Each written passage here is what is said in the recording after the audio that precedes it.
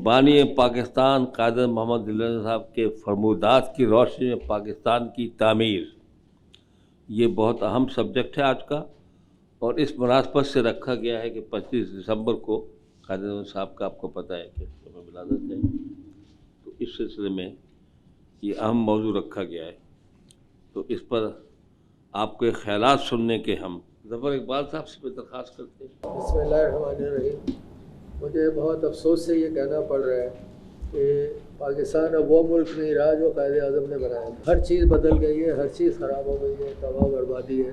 तो अब इस पर क्या जिक्र करें सिवाय इसके कि जो खराबियाँ हैं, जो बुराइयाँ बढ़ रही हैं, तो वही हम डिस्कस करते रहें हर वक्त एक ही चीज़। मैं क्या बताऊँ आपको कि ये देखें कि कायदे आज़म ने और उनके साथियों ने सिर्फ 4 साल काम किया है, जो जिसमें ख्वाजा नाज़िमुद्दीन और लियाकत अली ख़ान, फिर दोनों के एक तो इंतकाल कर गए, लियाकत अली ख़ान का मर्डर करा दिया गया, और उनको अपने हमारे जो कायदे आज़म थे वो तबाही मौत उनको हुई। और फिर बचे ख्वाजा नाज़िमुद्दीन, उनके साथ साजिश की गई कि जी आप प्रेसिडेंट हैं, आप प्राइम मिनिस्टर बन जाइए तो बहुत अच्छे काम करेंगे, आप बहुत तरक्की होगी। उनको झूठ झांसा दे के और झूठ बोल के वहाँ उनको उधर लगा दिया। वो शरीफ आदमी थे, वो बातों में आ गए।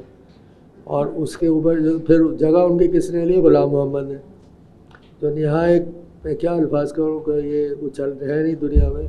उसके बारे में कहा जाता है कि बहुत ही फासिक, फाजिर और बदकिरदार आदमी था। अच्छा, अब आप ये तो वहाँ से हमारी तबाही शुरू हुई है और आज तक हो रही है।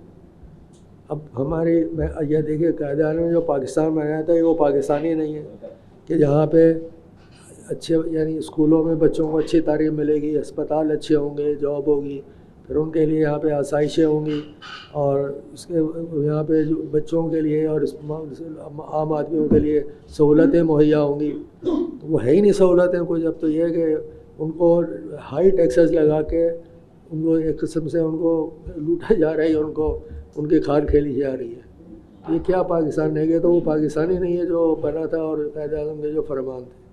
आगे क्या कहूँ मैं, आगे बताइए। तो कहने को तो बहुत कुछ है, लेकिन ये कि फिर वो ज़रा बदमज़गी में आ जाएगा और एक लगेगा कि शायद मुखालफत में बात हो रही है। भाई मैं यही ख़त्म करता हूँ, शुक्रिया। ये आपने कहा है कि ये आजकल का पाकिस्तान कायदे आज़म का पाकिस्तान नहीं है, ये आपका ओपनिंग स्टेटमेंट है।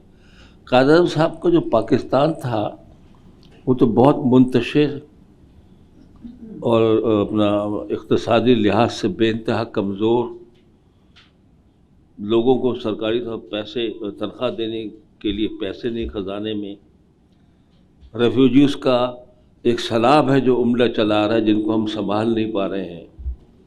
ब्यूरोक्रेट्स हैं जो छोड़ के अपने यहाँ ऑप्ट करके पाकिस्तान में वो सेटल हो रहे हैं, ना उनके दफ्तर हैं, ना कोई इंडस्ट्री है। तो इस किस्म की सूरत हाल थी पाकिस्तान में। तो कादर साहब का मुख्तसर सा अरसा था, उसमें तो टोटल पाकिस्तान में टर्मोइल था और पाकिस्तान किसी लिहाज से सेट नहीं होता। हम ये नहीं कह सकते कादर साहब का जो पाकिस्तान था उसने कोई ऐसा स्टैंडर्ड अचीव कर लिया था जिसको हम खो चुके हैं। ये बात ज़रूर है कि गाइडिंग प्रिंसिपल्स उनके हमारे सामने मौजूद हैं, जो वो चाहते थे अगर वो ज़िंदा रहते और इम्प्लीमेंट करते। लाइक नेहरू को मौका मिला 1964 तक, तो पाकिस्तान की जड़ भी मजबूत हो जाती, लेकिन दैट डिड नॉट हैपन। नहीं वो तो नहीं, लेकिन कादर साहब की ज़िंदगी में मैं तो ये कह रहा हूँ कि उस ज़माने में हम ये नहीं कह सकते कि कादर साहब का पाकिस्तान कोई बहुत अच्छा था, उसके बाद हम डिटोरेट करेंगे। पाकिस्तान कादर तो उस वक्त सही मानों में पाकिस्तान ने जड़ें नहीं पकड़ी थी। साहब एक बात है, 4 रुपए का डॉलर होता था। अच्छा, 3 रुपये कुछ का था उस ज़माने में, तो 80 पैसे 90 पैसे ऐसा था। 4 समझ लिए, मैंने राउंड फिगर की है। 4 रुपये में आप ये बताइए कि ना हमारी एक्सपोर्ट थी, ना हमारी मैन्युफैक्चरिंग थी, ना इंडस्ट्री थी, तो डॉलर 4 रुपये का कैसे था? आज सब कुछ है, 300 रुपये का या 280 का, तो आप फिर करेक्शन करेंगे 280 का।